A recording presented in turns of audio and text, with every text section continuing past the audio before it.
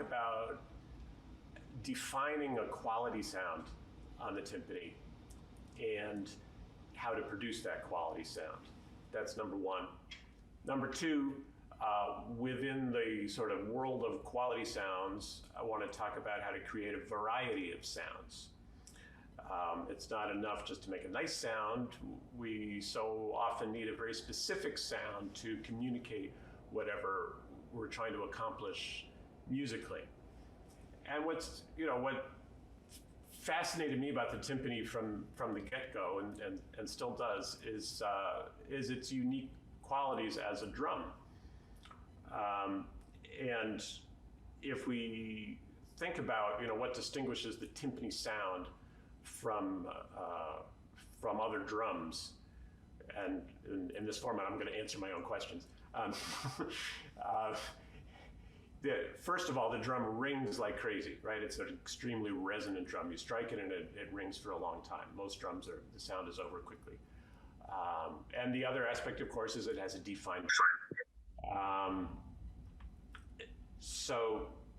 and I would say that if we try to sort of define, well, what constitutes a quality timpani sound, the sound that people react to and say, wow, that sounds appealing, or that has that nobility that we look for in a timpani sound. I would say it's emphasizing those two very things. If we were going to say, like, what does bad timpani playing sound like? We would say, well, it sounds like he's just banging on tom-toms, right? Well, what's the difference between a timpani sound and a tom-tom sound? Well, the tom-tom sound is a shorter sound. It's got a little bloom to it, but it doesn't ring like the timpani. And it doesn't have a defined pitch. It's just a sound, a noise. So emphasizing the focus of the timpani pitch and emphasizing the resonance of the drum, this is what's going to sort of define a good sound for us. I did want to mention, by the way, I assume most of you are at home at your desks or in bed or wherever you do Zoom. I'm guessing you're not sitting at a set of timpani. If you are, great. You can follow along and try stuff out, but I'm guessing most of you aren't. If you have a pair of sticks, when we get into some specifics of technique, it might be worth it to have the stick in your hand and try some of these things out. But the big thing I would advise is take notes. There's going to be a lot of specific information, and the goal is you could take this information, and when you get to the timpani, next time you're in a practice room, experiment with these things. The Zoom format, no doubt, is limited in terms of a discussion of sound, especially. You're not going to, even with the best headphones or speakers, you're not going to pick up all the nuances of sound that I'm talking about. But if you can understand the concepts and then spend some time on your own, live with your own drums, then I think you can flesh out these ideas a little bit and kind of make it your own. So I think the way to start, just to kind of get us organized, if you don't mind, Eric, if you could just put up for a minute that outline page, and I'll just kind of talk you through what we're going to do today, and then we'll do it, and we'll review a little at the end, and hopefully this will be a way to kind of clarify these ideas. Can you share the screen and show that? Perfect. Okay, great. So I'll talk through this whole thing kind of quickly, and we're going to come back to it as we work our way through. So I'm dividing timpani sounds, first of all, into two kinds: good sounds and bad sounds. And it's not really politically correct to say bad sounds. We should really talk about appropriate sounds and inappropriate sounds. So the good sounds I'm talking about are the ones that are appropriate for 99% of the orchestral literature, say.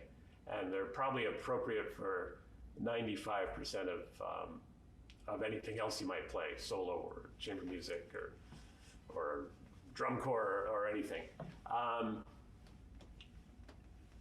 And the hallmarks of the good sound are the things I just mentioned, I think. You hear the resonance of the drum and you hear a defined pitch from the drum. So within the world of good sounds, we can change the sound in different ways. And the two really concrete ways you can change the sound, in my experience of really a lifetime of experimenting with the timpani. You can alter the articulation of the sound. You can have sort of more front on the sound and a little bit less resonance, but still with good quality. So if you have more of that front and a little bit less resonance, the sound feels like a staccato stroke. And if you have the opposite, if you have less attack and more resonance, it feels like a legato stroke. So this is how we can vary articulation. I'm going a little fast now, but we're going to spend more time later. I thought it's useful to just kind of organize the layout of the class first. The other way you can change the sound is in terms of color. So, and when I say color, I don't really mean like red and green and those colors. Just a brighter sound or a darker sound. We musicians will refer to this as tone color. So a brighter sound, that's like if I speak like this, right? I can make my voice sound bright, or I can make my voice sound dark, right? That's the same voice. I could even do this singing in the same pitch. I can make it sound brighter or darker. You can do the same thing with a timpani. Get a sound that is more brilliant, has more high overtones in it, or you can make a sound that's darker where the high overtones are kind of masked and the lower partials are emphasized. So this is kind of what we're going to get into. And then you can put the articulation and the color together. They're independent. So you can put them together in different combinations, and this is how you make different kinds of strokes. And just to be clear, this is my system of thinking about timpani and teaching technique. The problem with timpanists is everybody seems to have their own idea about how to do things. I think it's a result of the way we work in the orchestra. We're kind of on our own over there. We're not part of the percussion section where we're not collaborative type people. We're kind of loners, and we sit over there and think our own thoughts. And every timpanist seems to come up with their own way of playing things. But I think the observations I've made and the sort of system that I've come up with, it's real. And when I hear other good timpanists talk about sound production, anything they describe, I can fit into this system. So we'll work through this, and it's a little complicated, but it's not that complicated. It's manageable. You got to think a little bit, but it's not so much that it's going to paralyze you. Okay, so let's take that down, Eric. We're going to do a little playing. Let's talk about this quality sound, okay? So I mentioned that the two things we're really looking for is resonance and pitch definition.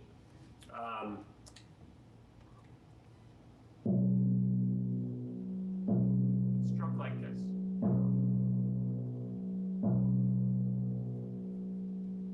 I'll make some bad sounds. And you'll find out how much difference you can hear on your own audio setup.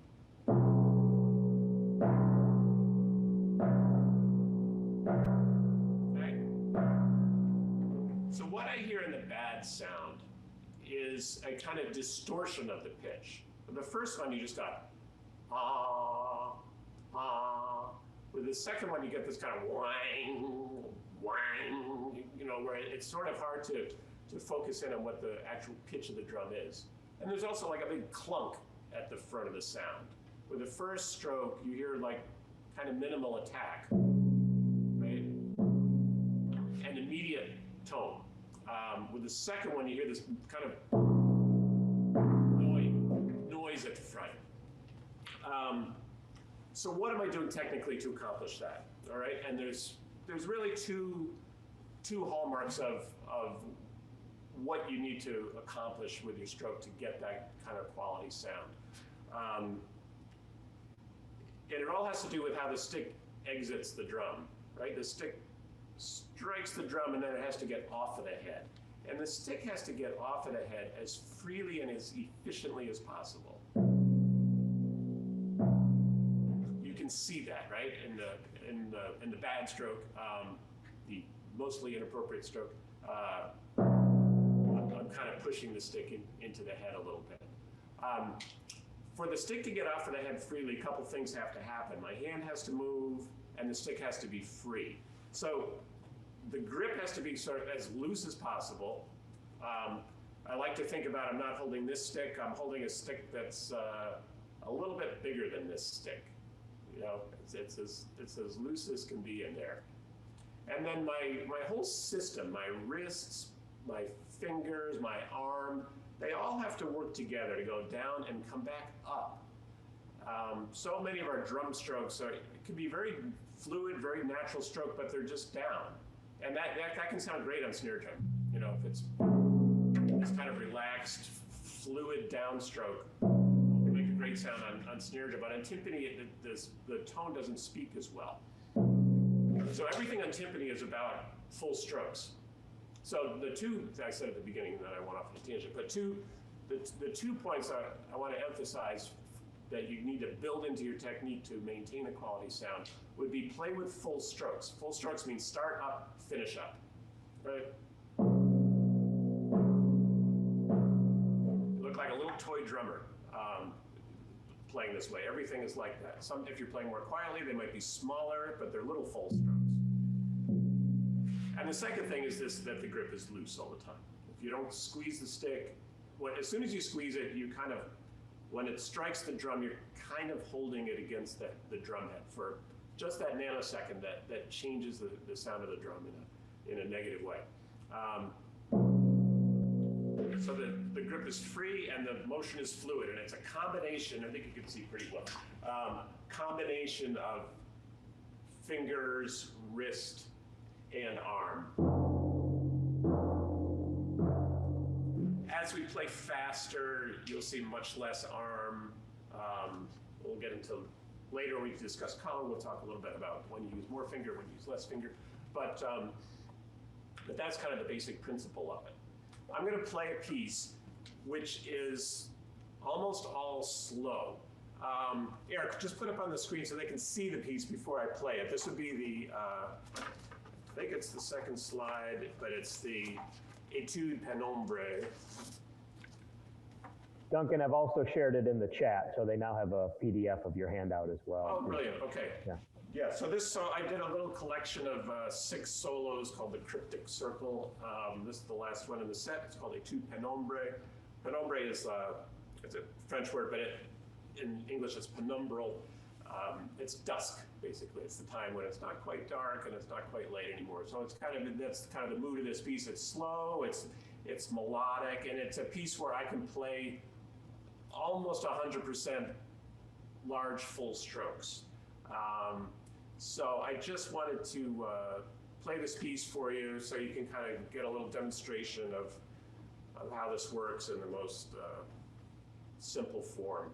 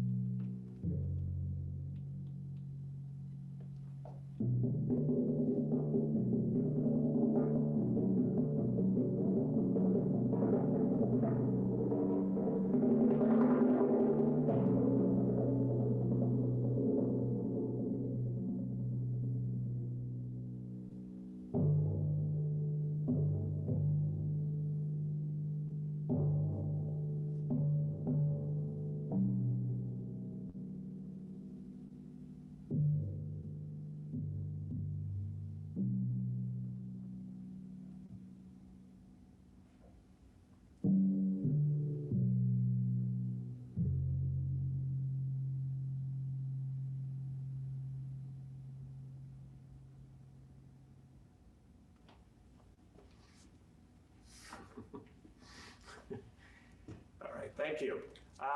So hopefully you can see kind of how the technique operates. The way I work with students on this is to sort of develop this basic stroke is you want to understand like how the stick falls, the speed that it falls at, and then the speed that it bounces off of the drum. So I'll have people practice just dropping the stick, just observing that first, and then try to follow along with your hand at the exact same speed. So no faster, no slower.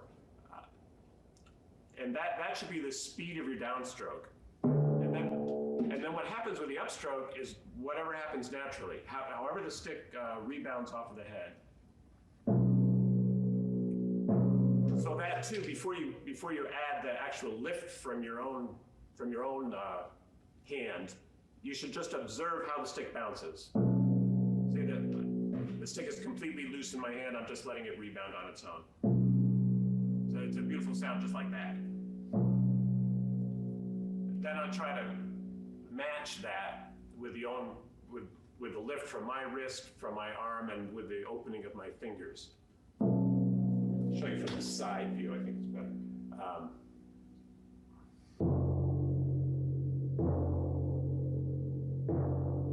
So if you took a film of my downstroke, you could just run the film backwards, and that should be the upstroke.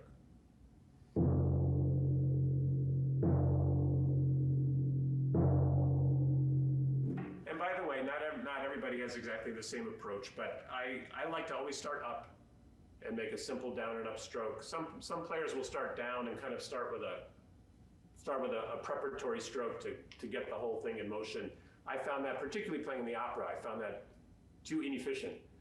Where in the opera we were always kind of waiting for the singer to make her moment, waiting for the conductor, and you just have to play. And if I have the extra step of preparing, then it gets a little bit out of control. All right, so this is kind of what I would call the basic legato stroke, because we're getting the drum to ring as much as possible with as little attack in the front of the sound. And the way to work on this, take notes when you get to the practice room later. The way to work on this is just get one hand going really good.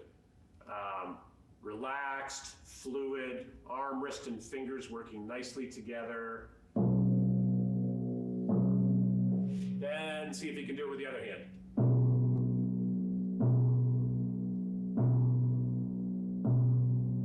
Then see if you can alternate, right? Sounds simple enough, but you'd be surprised when you start to try to coordinate the two hands together.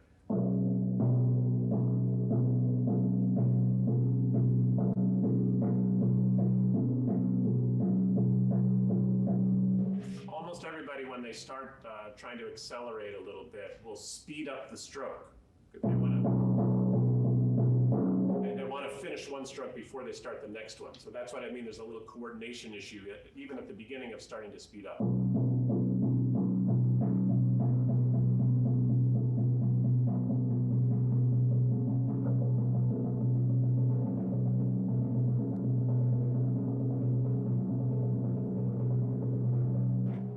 Eventually, as you go faster, the strokes will not be as large, and there'll be almost no arm in the stroke. It'll just be wrist and fingers.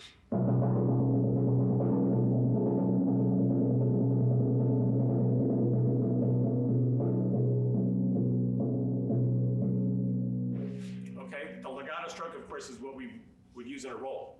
In a timpani roll, we don't want to hear individual strokes. We want to just sustain the tone of the drum. So the roll should be made up of nothing but legato strokes. Okay, I'm ready to move on to varieties of sound. But if there are any questions I should answer first, Eric, you can let me know. It looks like we can go ahead. Yeah, I'm keeping an eye on the chat. Okay, all right, thank you.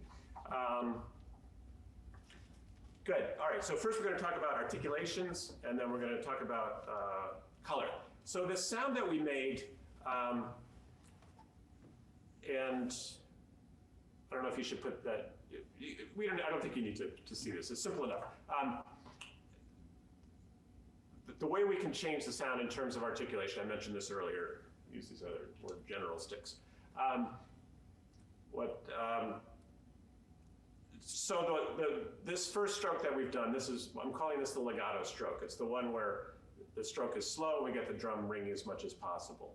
What if I wanted to make a quality sound, but now with a lot more attack on the front and less sound?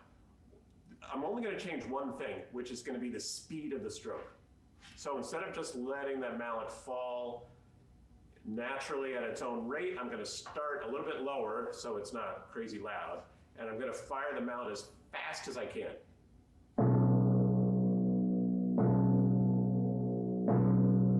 This is, I sort of cheated because I changed mallet. So this is this is the legato stroke.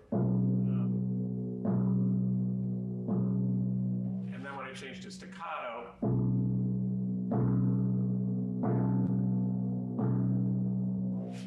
so now you hear more and more of this kind of ping at the front of the sound, but it's not an ugly sound. There are ways to increase that attack at the front that also kind of destroy the good pitch quality of the drum.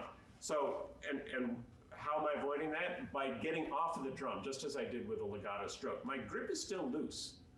You know, there's a moment where I'm putting a lot of energy into that downstroke, but I'm not squeezing the stick. I'm just firing it as quickly as I can. But when the stick hits the drum, it bounces, and my wrist and fingers are getting out of the way as fast as they can to allow for that rebound. That's the key to a quality staccato stroke, that the strokes can still get off of the drum. It's more difficult because the action is so fast, and it's hard to practice slowly, because the whole point is doing it fast.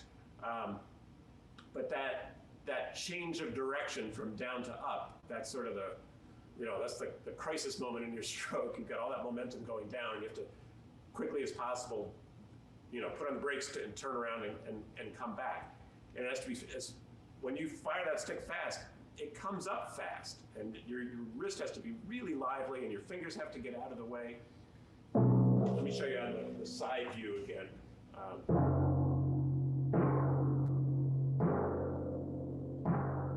If you notice the opening of the fingers, if I don't do that, then it's just a wrist stroke,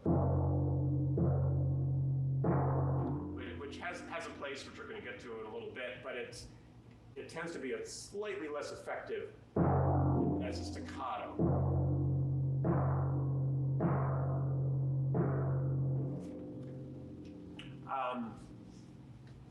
Okay, get distracted by the chat, but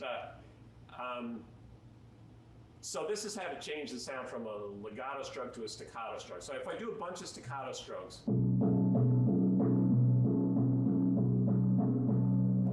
it kind of looks like that. And there's a little extra motion, which I don't even think about it, but I realized at some point working with students that I need to explain this.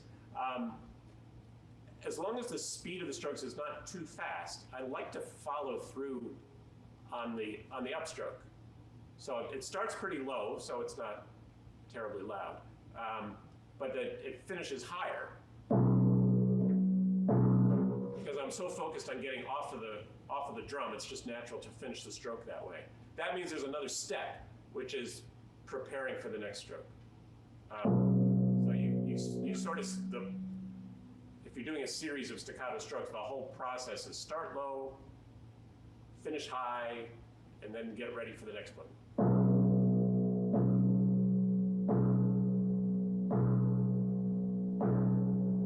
See how this works?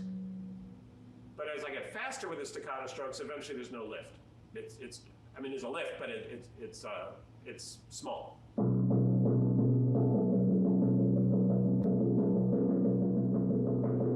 But even at that speed, it's not a downstroke. It still feels like a mini full stroke to me.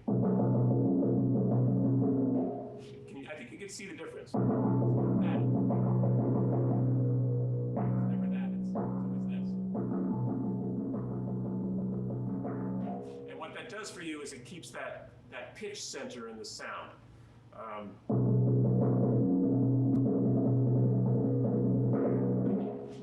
Okay, now,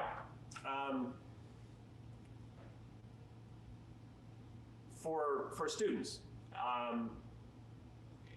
And for just conceptualizing about sound in general, it makes sense that we have one extreme, which is the legato stroke. We have another extreme, which is the staccato stroke. We need a kind of midpoint just to have a complete technique. So I just call that stroke the marcato stroke. And the height and speed of that stroke would be exactly in the middle between legato and staccato. So if my legato stroke starts up here and moves slowly, and my staccato stroke starts here and moves as fast as possible, my marcato stroke starts right in between and moves right in the in half speed, between those 2 points. I always tell people you can think of it as kind of a lazy staccato, or you can think of it as kind of an energetic legato. Either way works. So legato, marcato, and then staccato.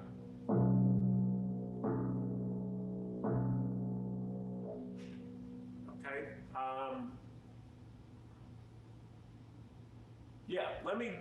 I'm going to play a simple etude, which will just give you a demonstration of this.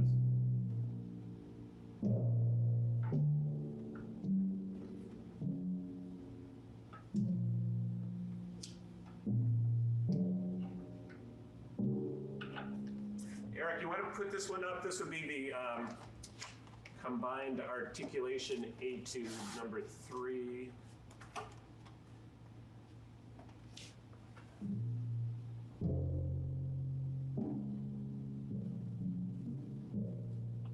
So I'm sorry, I think in this PDF I only have the 2 solos and then the sheet, the first sheet. Oh, my bad. Okay, sorry, not that important. So this is an etude from my book, The Artist Timpanist, which is a complete sort of technical method book with a whole bunch of etudes. So this piece, the way I go through in the book is what we just talked about. We work on the legato stroke, we work on the staccato stroke, we work on the marcato stroke, and then I have etudes which put them together.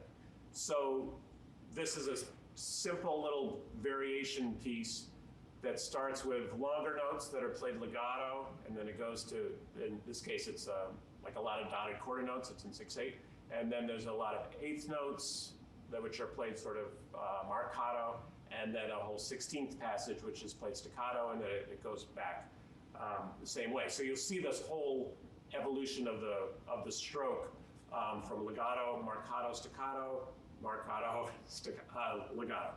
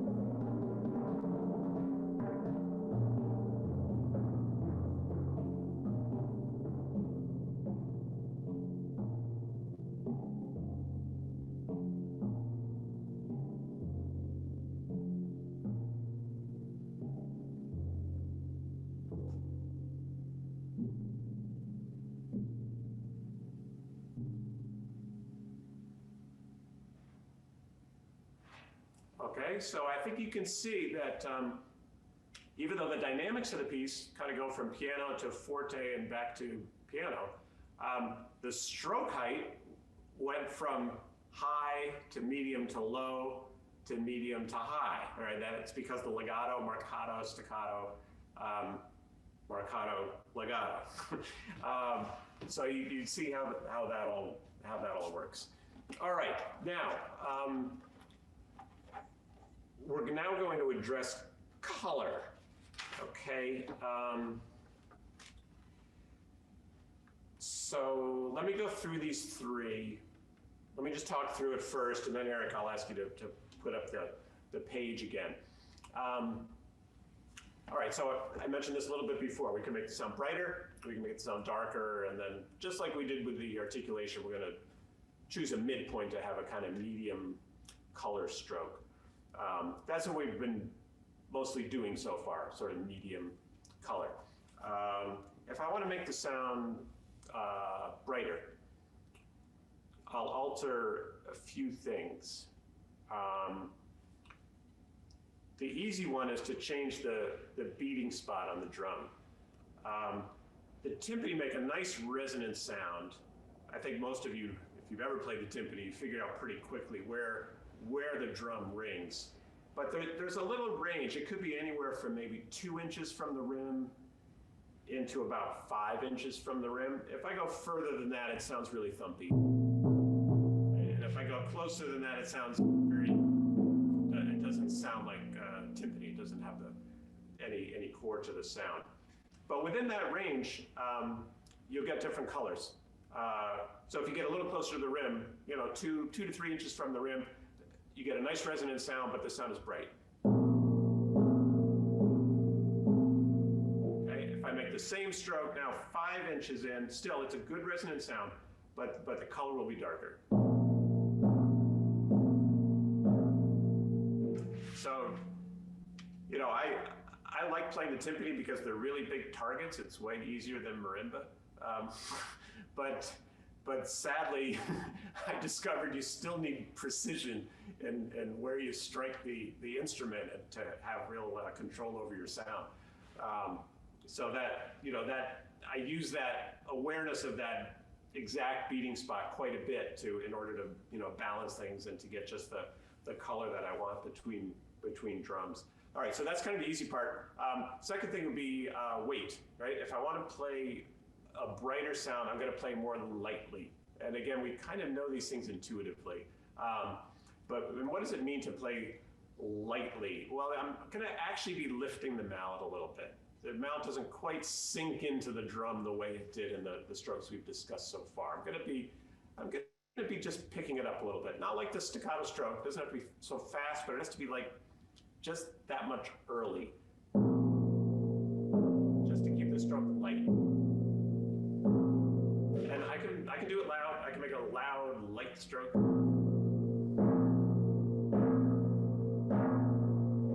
It's a different color than the normal weight stroke. And the third thing I do, and what this does is it kind of supports what I was just talking about in terms of weight, is I change my grip. A lot of drummers, want to advise you to have a grip that's consistent. I alter my grip. The overall motion, stays the same, but I do play around with a grip. So what I do is, let me pull this up in the right way. Over here, yeah, okay. If I want this sound to be brighter, I'll grip this stick with my first finger and the thumb. And I'll play with a lot of finger. So that really becomes like a pivot point in my stroke. It's like I'm making the stick shorter. It's like I'm using a little stick like this, a little short stick. And it'll make a brighter sound. I'll go through the whole darker stroke in a minute, but what I do for the darker stroke is the opposite. Now I grip with my pinky. The thumb is sort of not involved so much. I just hold the stick back here. I don't squeeze it, but that's my pivot point. The stick moves in the front of the hand instead of in the back of the hand. So now the stick is longer. It's very front heavy. It's a kind of an awkward feel, but the point is I want weight for the dark stroke. But just changing the grip, it's amazing the difference in the color of the sound. Versus,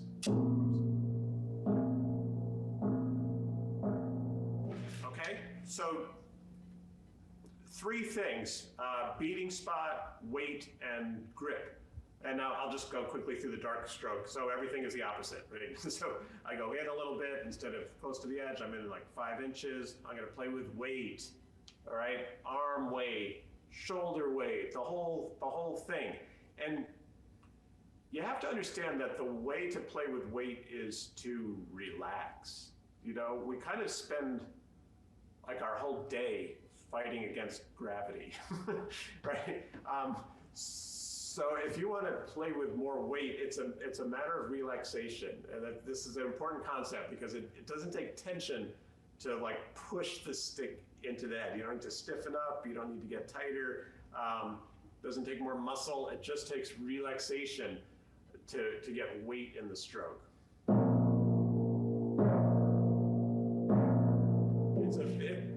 It's a hard, so much of what we do is really visual, and you know, I can show you exactly what I'm doing with my body. This is a little more internal.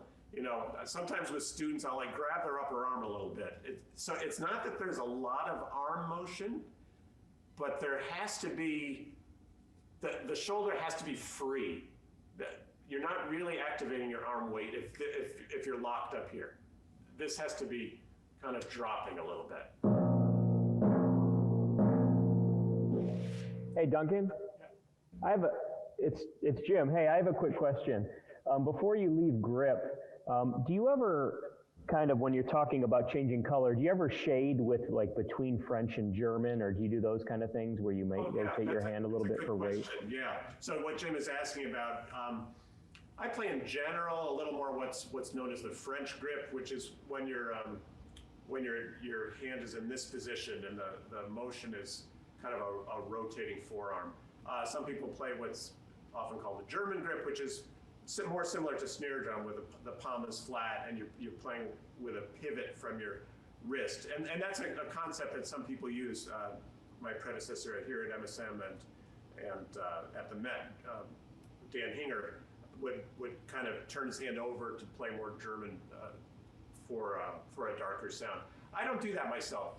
My grip system is kind of in lieu of that. I like the rotating forearm action. I prefer that to overhand. It's, you know, a lot of people play great this way, so it's an option.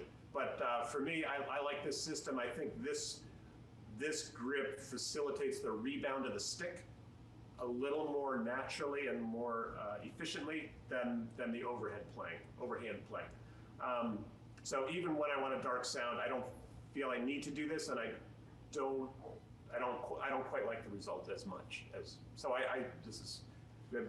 it's a good option, and a lot of people work that way. But I use the same general action, but I alter the grip, the weight, and the beating spot, like I just said. Yeah, thank you. Yeah, I love the idea of the front finger to back finger thing. That was great. I've never heard it described that way, but thank you very much. And I guess I skipped one, which is the sort of medium color stroke. My normal grip is kind of more with the middle finger. That to me is the sort of the balance point in the grip. The good thing about that grip is I can help the stick up a little bit. My forefinger is extended past the thumb. So that's my kind of normal default grip, which I think makes a nice balance for the stick. And then when I want to make that brighter sound, I go to this grip, playing with a lot of finger. And when I want that dark sound, I grip with the pinky. The stick is now loose in the front of the hand. It's kind of, it's kind of weird, but it's a thing. I've seen drum set players do this. They'll play on the ride cymbal in this way. For a particular kind of sound when they want a little more weight or something. So that's the grip idea, and the three colors. Okay, now let's. I want to tie this up fairly quickly. So maybe Eric, you could put the outline up again, just so everybody can see how this all kind of works together. Okay, so we have the three types of articulation: legato, marcato, staccato. We have the three types of colors: brighter, medium, and darker. All right, so you can you can put those together at the bottom of the page. We have what I call this matrix of stroke types. So you can put, if you put any of these, you know, the 3 colors and the 3 articulations together, you get 9 different types of strokes. And that's where it starts to feel like a lot, you know, I understand that. But I always say to people, you know, 9 isn't bad. It's not infinite, you know, and it's not 20. It's 9. It's like, you can learn this. And well, let me finish this first, and then I'll put it in a little better context. So if I want to play a bright legato sound, you guys, I think you can understand the idea. It might be better to stop the screen share so you can see me well again. If I want a bright legato sound, the stroke is going to be large and slow, and I'm going to pivot from here. I'm going to play a little closer to the edge, and I'm going to play lightly.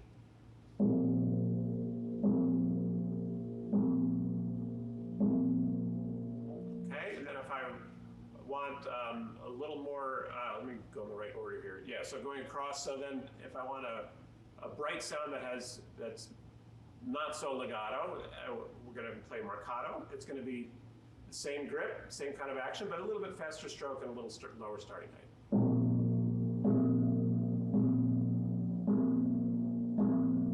And then if I want to go to the bright staccato, I'm going to start really low, and I'm going to play with lots of finger. Lots of point. Okay? If I want the medium color legato, the grip I talked about, I'm sort of default grip with the middle of the finger, it's nicely balanced stroke, right in the sweet spot, beating spot wise, and just the natural falling and rebounding of the stick.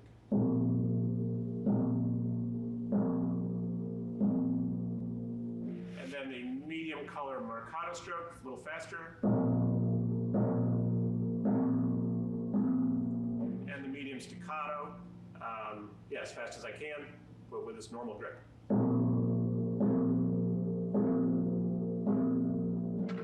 All right, now the dark sounds, the dark legato, I'm going to go to this grip. I'm going to play in a little bit on the head, plenty of arm weight.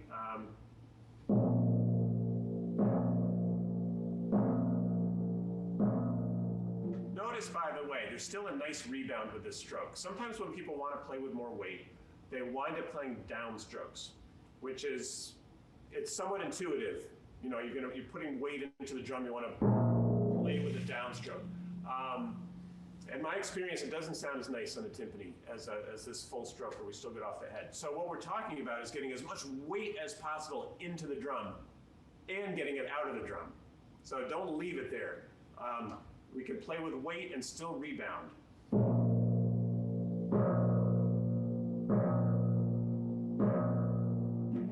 I go to a marcato stroke, a little faster stroke.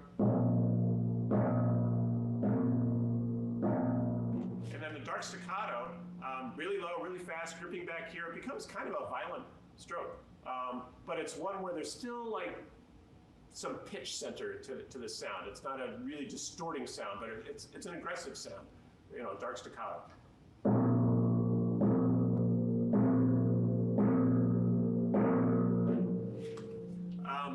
All right, so 9 strokes. But why do I do this? It's a lot to think about. First of all, it's not so much, I'm not thinking about this robotically when I play. I'm not, as I go through playing something, I'm not, you know, like labeling every little stroke on the page, like, oh, it's going to be number 1 or number 7, or, you know, I'm not really thinking it that way. What this does for you is 2 things, and this goes back to the very start of the class. First of all, it's created a sound concept for you, a framework for thinking about sounds. And second of all, you're developing the tools to make those sounds. So it's giving you a whole kind of vocabulary, both conceptually and in terms of how to execute. And it winds up becoming intuitive. So you hear something, it's like, oh, that just needs to be a little brighter, and your hand does it. You know, it becomes part of your makeup and your system. And the other thing, just to be clear, with all these middle strokes, whether it's the medium color or the marcato articulation, that's just kind of representing the whole range between all these strokes. So, and Eric would remember this very well in lessons. I'd often say, that just needs a little more articulation or something like that. It wouldn't be like, you must now change from the marcato stroke to the staccato stroke. It would be like, no, it needs a little more this, it needs a little more that. And you have the tools to go that direction. And it can be any point along that spectrum. So that's what I mean. It starts to become internalized, and it's not a cumbersome thing to think about, but it does give you the facility to control what you're doing. But also, I've also kind of not really gotten to the real point of this which is, why are we doing this, right? It's like so much to think about. But the whole point is musical expression, right? I got to a lot of these, both the idea and the technique of how to do it. I got to it, to some extent in a very intuitive way. As after 1 hour, I'm something of an analytical person, but the whole point of this is musical expression. When you play timpani parts, you see this whole symphony by Haydn or Beethoven or whatever, you don't have a lot of notes. There's only 2 pitches, and you don't have a lot of notes in there, but every one has like a different, it means something else. This one is grand, this one's aggressive, this one is sunny. That each one, can kind of shape the expression of the whole orchestra, and the way you deliver that stroke. And this is not, when I tell you this, it's not even an advanced concept. It's fundamental to music making. You could take anybody and say, well, strike whatever instrument is in front of you, and strike it in a gentle way, right? So I'm going to play this book gently, right?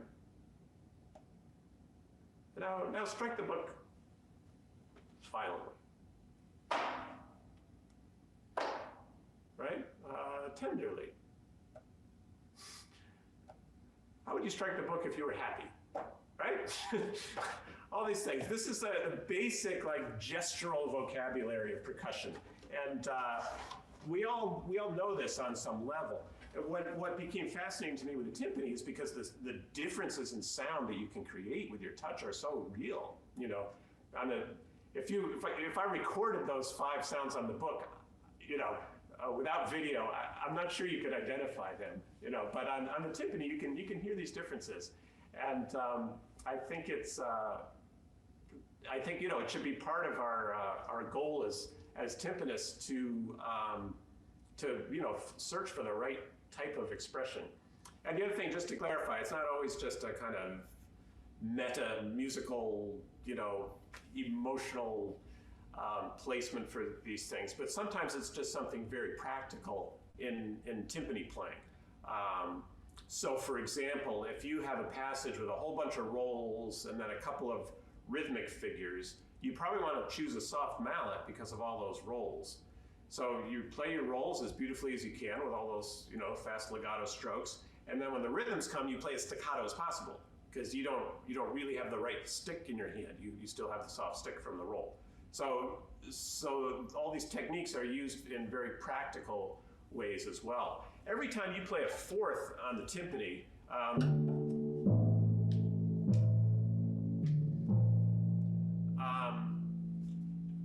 you have the high drum that's like a little bright, and the low drum that's a little dark and a little wet, right? You always have kind of like ping, boom, so they shouldn't really sound that different. So I tend to play with a little brighter and a little more staccato touch on my big drum, and a little more legato and a little darker on the small drum. That's 90% of the time, just to kind of balance out the sound of these 2 timpani.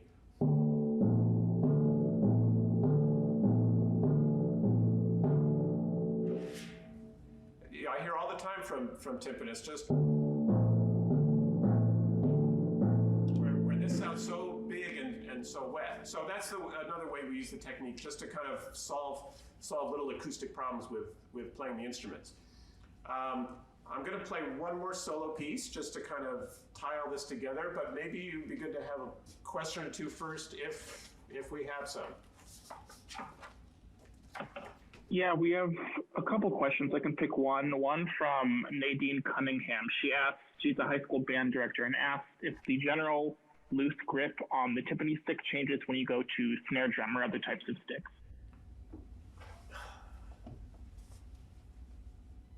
Yes and no. Wouldn't you say, Eric? We still want a pretty loose grip as a good general rule for healthy sounds on most percussion instruments. There are moments, if you're playing the xylophone, I would never say to squeeze the stick, but you need to hold it firmly. You can't play the xylophone with a loose kind of grip that I use on timpani. So yeah, there's a little spectrum there. But it's never a tight grip. Healthy drumming is about relaxation. So you should really. It's hard for me to think of a case where you should be squeezing the stick. Really. Yeah. It's a good question. Just check my picture. Yeah. Anything else?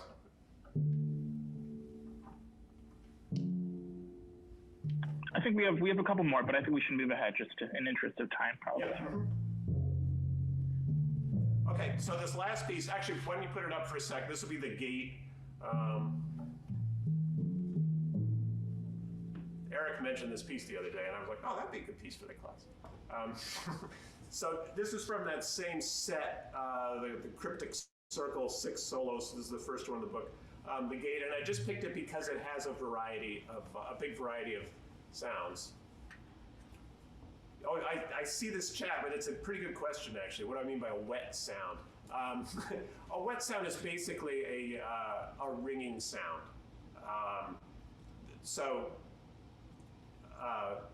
And this is common musician terminology. You'll even see in music once in a while. This, like the note secco, means dry. You see wet less often, but a dry sound would be, that would be really dry, muffling the drum. A wet sound would be. So often if we say like something's too wet, that would mean take a harder stick to increase the articulation. All right, good question. So yeah, the gate, this piece, if you look at it just for a second, you can see it starts kind of slowly. We get into some faster things with a lot of rest. So you'll see me, again, sort of go through the spectrum of articulations. But the very beginning, I was practicing it in the last week, and I realized at the beginning, this piece is unlike the first piece I played, which is very atmospheric, very slow, very melodic. This piece is, it's almost like a little march at the beginning. It has more energy. So even though the notes are slow, I play it kind of staccato. And this is strictly for musical expression. If I play with that, the staccato stroke conveys a kind of energy. So I'm not going to play the beginning like this. I could if it were a different piece, but I could play it like.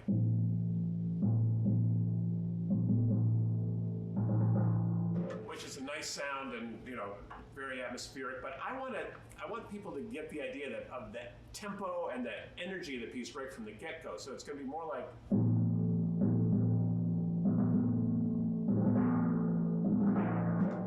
Okay, so it communicates something different. Just show them page 2 just for a sec, just so they can kind of see what they're in for. Yeah, you get a little idea how the piece works. And you have copies of it, so. Yeah, but I'll just play it through again. I think you'll be able to see, I did so much talking in the last hour, you'll understand what I'm trying for, and I think you'll just be able to observe these strokes in context.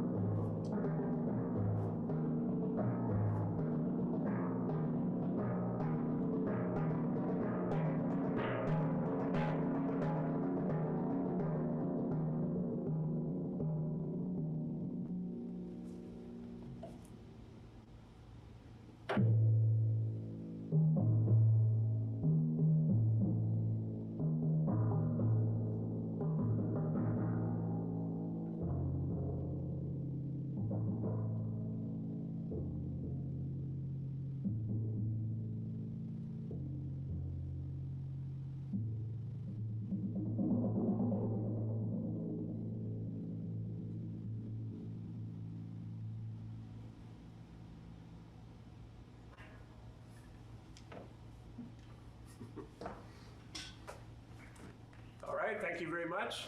I think now we're going to have two people play some solos, some really interesting, challenging solos. And we'll see what we can do with that in a pretty short amount of time. While we're getting set up for that, if there's any last question that you want to throw at me, we could do that. We have Taylor Munoz ready to go, so Okay. take it away. Tell me the name one more time. Hi, I'm Taylor Munoz. Say it one more time, I'm sorry. Taylor Munoz. Taylor, okay, very good. And which piece are you playing? I'll be playing 5 intermediate pieces for solo timpani by Alex Orfully. Right, perfect, okay. And you have the first two pieces? I'll just be playing the first movement. Okay, good. Yep.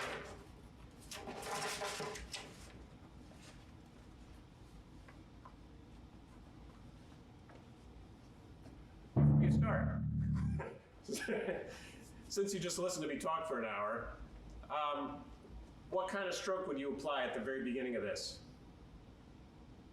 I'll probably be doing more of a legato stroke to get a full sound out of the drum. I think that's right, yeah. Yeah.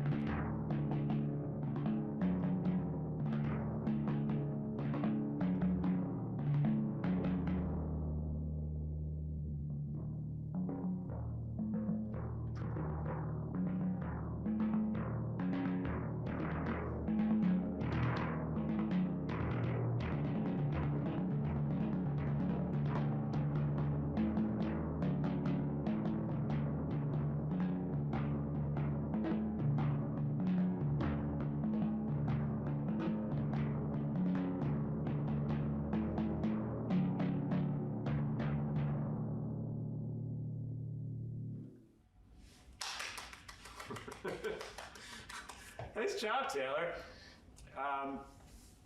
Good. This is hard. There's a little bit of a lag, and so a little hard for me to always take in everything you were doing. It's quite a kind of athletic piece.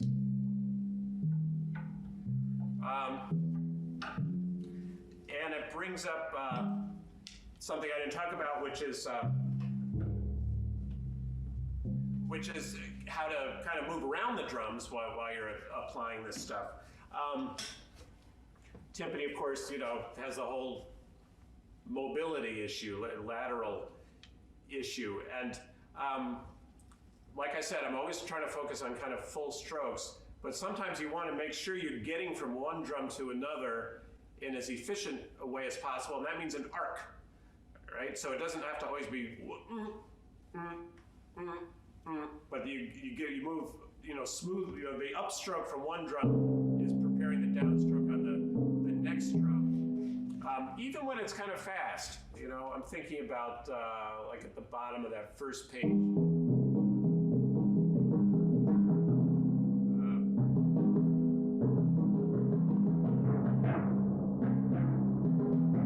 then I wonder if there's a way to kind of smooth out some of those motions. Just take that one bar. Take bar 21. Just, you could even cycle that bar if you want, or just play it once, but think about how you kind of move efficiently from one drum to another. Okay.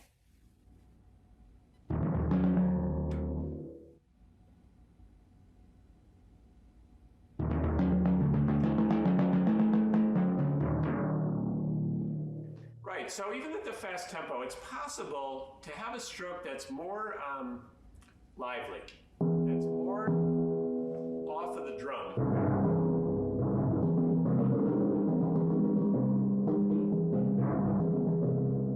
So you and I are in two different keys. So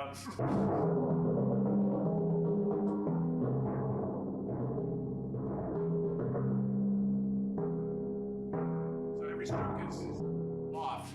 Do it in kind of slow motion.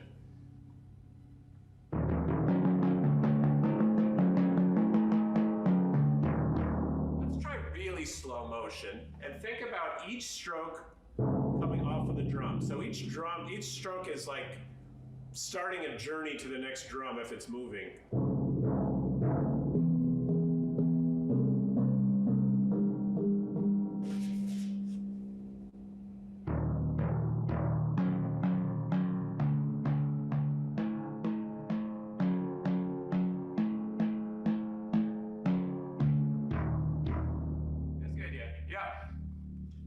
See that stick exit the head in a more lively way.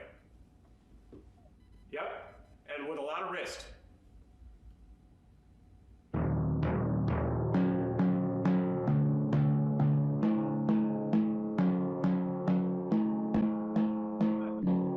Now, that's better.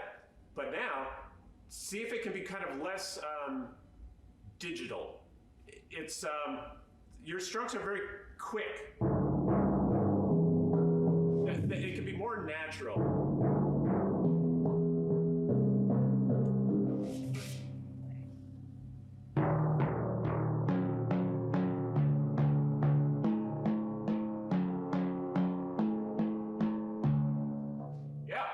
Yeah, you can absolutely play it like that. Now, quick question, have you ever practiced it that slow? No. Yeah, see, people don't understand the value of slow practice. This is an instrument that's so much about sound. So even if it's going to be fast, those sextuplets are fast in the real tempo. But you still want this, nice quality of sound. So you got to find the way to make it each stroke, like a little pearl,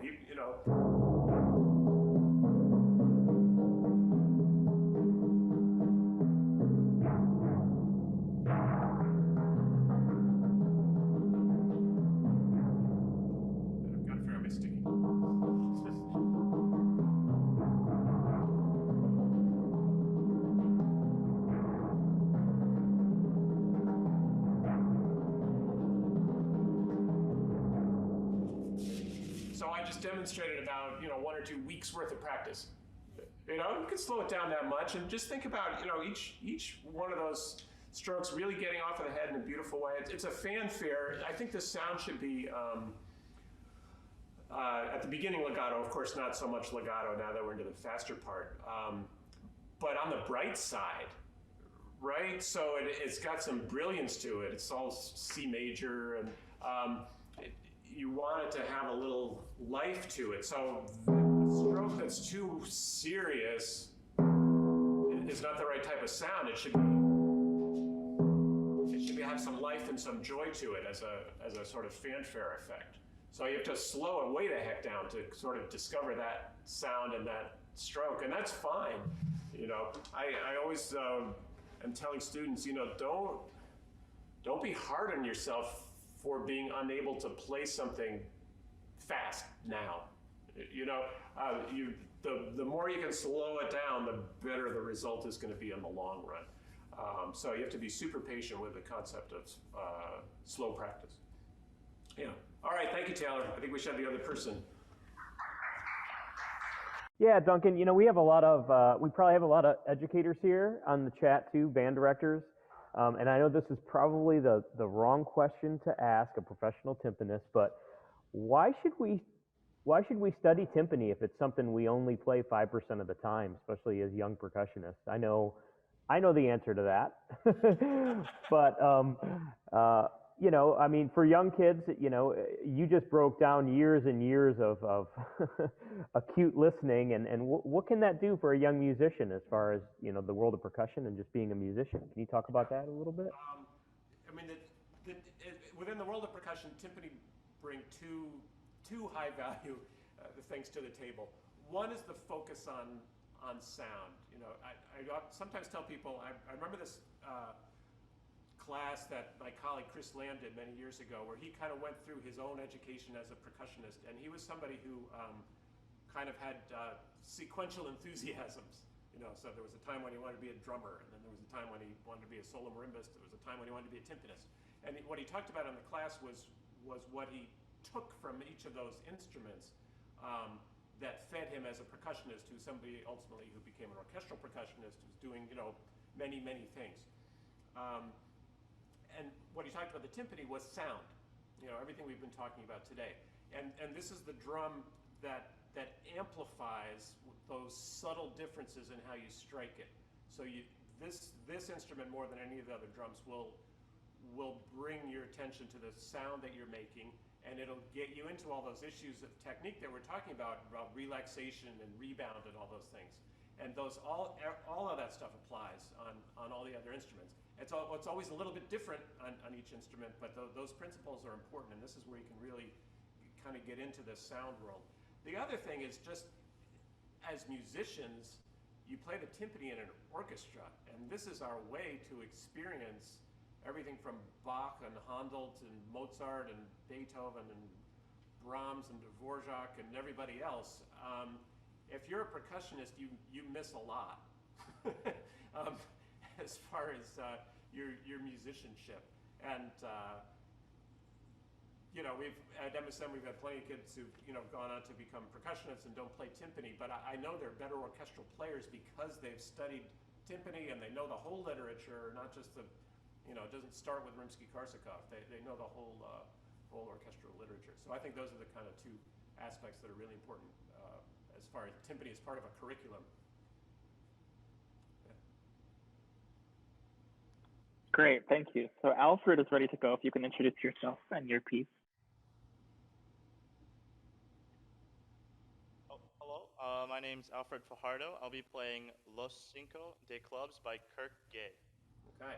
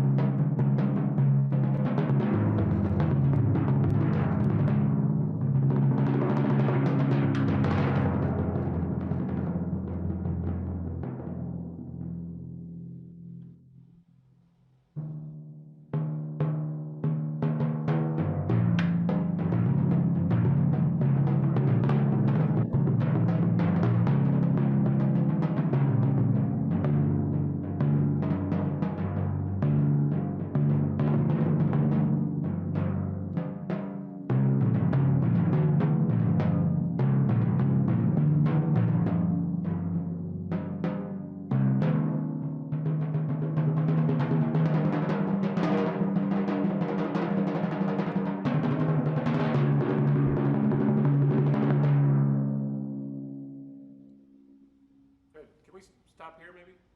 Yeah. Thank you, Alfred. Just in the interest of time, I think I want to connect what you're doing to a little bit of what we talked about earlier. Going to go through the whole thing. Bravo, that is not an easy piece. That is a hard piece, and you're doing a nice job with it. Really nice work. 5 timpani things. It's amazing the problem that creates just having one more drum. But be careful. You got a lot of rim shots just because you're trying to move up here. Whenever I can, I put that extra drum instead of over here. I'll put it here. I'll put it up a little bit and within reach. But I see that you have to pedal the drum at one point. That's right? Just where you stopped. If you have to pedal it, then you have to go with your setup, I think. Yeah. Yeah, but anyway, just take extra care to make sure you're getting into position and you're really striking that drum where you want to. It's so easy to hit that drum in the middle or hit a rim shot or something like that. Just a little technical tip there. What I'd like to work on for a second with you, Alfred, is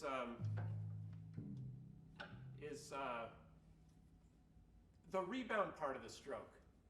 There's a lot that's nice about what you're doing. You seem relaxed. I don't think you're pinching the stick, but what you're doing to me is a little bit like good snare drum technique, but not really good timpani technique in terms of how does the stick get off of the head. Could we just work on that for a second? If you play that opening where it's nice and slow,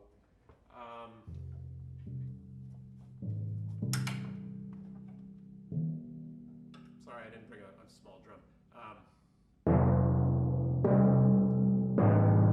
Right?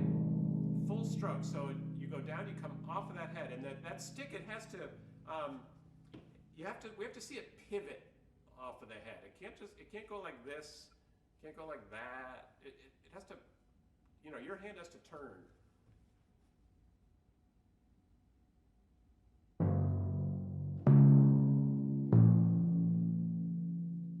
Better. Yeah, that's the idea. And see how loosely you can hold the stick. So the stick, it's not that you're manipulating it. The stick's rebounding and your hand is following along. Your hand is following the stick in its natural rebound.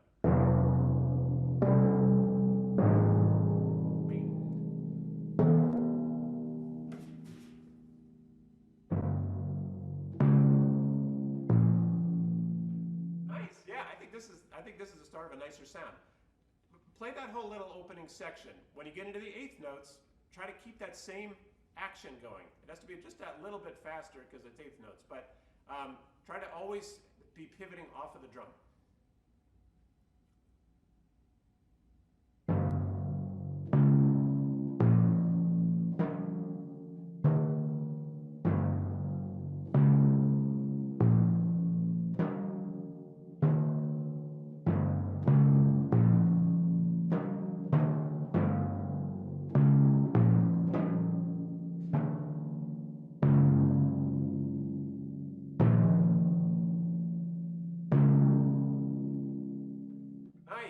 See, I think that's going to make a more attractive product. People are going to hear that. It's like, wow, that sounds nice. That's an appealing sound. So this kind of brings us full circle as far as what I was talking about at the very beginning. This quality sound. What's the point of this? But the point of a quality sound is somebody hears it and like, oh, that's nice. I want to hear more of that. It's like if you're a bad singer, it's like, turn it off. I don't want to hear that. So the same thing with any of our instruments. Our sound has to have some appeal. So what you're doing now, I think all of a sudden it just takes that kind of violent attack off the front of the sound, and the sound starts to open up, and there's clearer pitch, and that I feel like invited into that sound, as opposed to being pushed away a little bit by a sound that's rougher than it needs to be. So that's what we're looking for with timpani, I think. All right, I think we've done it. Thank you, Duncan. Yeah, thank you again, Eric and Jim, for hosting this, and thanks to Taylor and Alfred for your really, stellar performances. That was fun for me to hear those interesting pieces. So I hope everybody can take these ideas and run with it. The important thing is to take your notes and get into the practice room and start to experiment with this thing and use your own ears to see if you can absorb some of these ideas and then build it into your own hands so it works for you.